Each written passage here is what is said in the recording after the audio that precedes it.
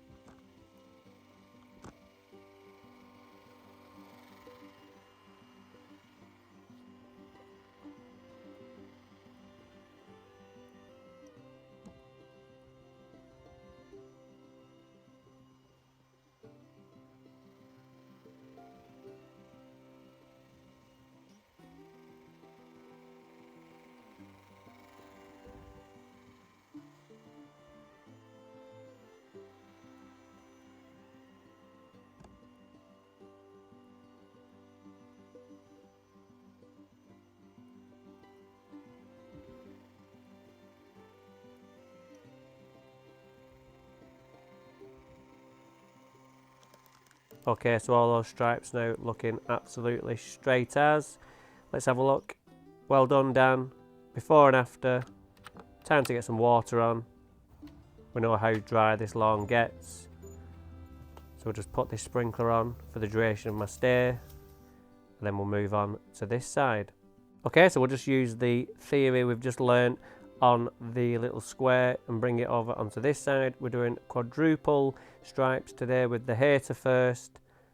And we're just going to get these absolutely spot on, so that when we do our up and downs, we've got perfect squares.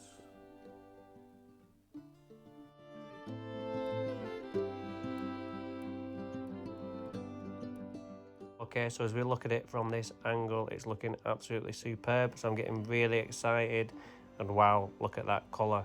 So we've got the cylinder mower out now, the Allet Sterling with the cylinder attachment in. I'm cutting at 25mm today. So what we're going to do is we're going to watch again. We'll go across, turn, get that mower lined up straight.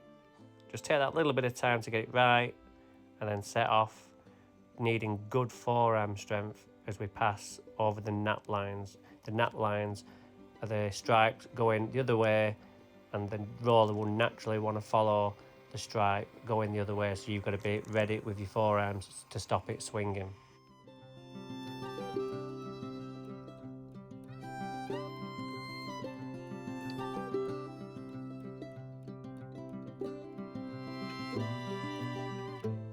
Okay, so just once more, we're just going to go along, turn it round, just swing it round there, take your time, line it up, come back up.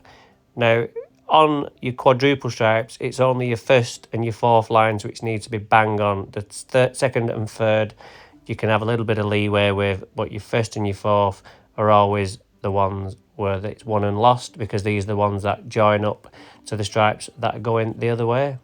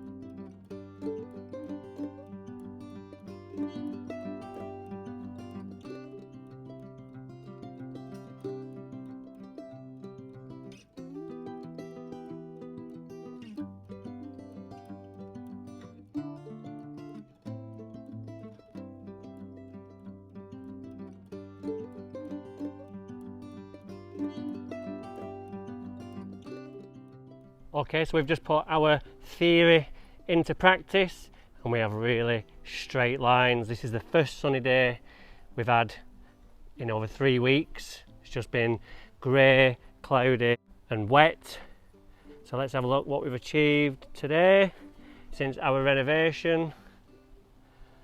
Oh yes, that is looking very, very nice. So we're 10 days into our 14-day renovation kind of target, and it's coming on an absolute treat. A few more days like this and we will be absolutely buzzing. Brittany's not quite here yet, but what would Brian Bredonde say if he was here? I think he'd say, "Bah, bah, bah, the bass is very good." I think that's what he'd say.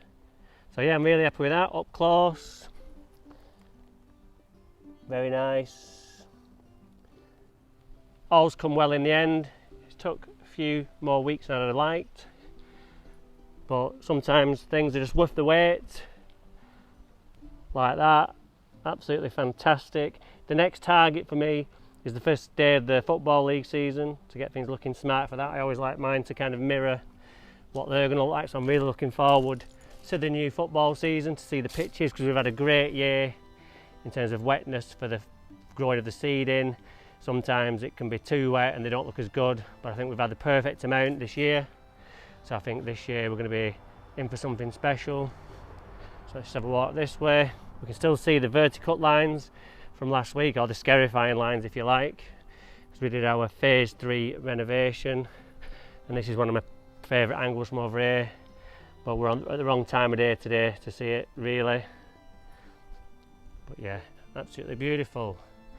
Hardly any annual meadow grass. There is still bits and bobs, still picking things out, but in the main I'm very happy. So hope you've enjoyed this one.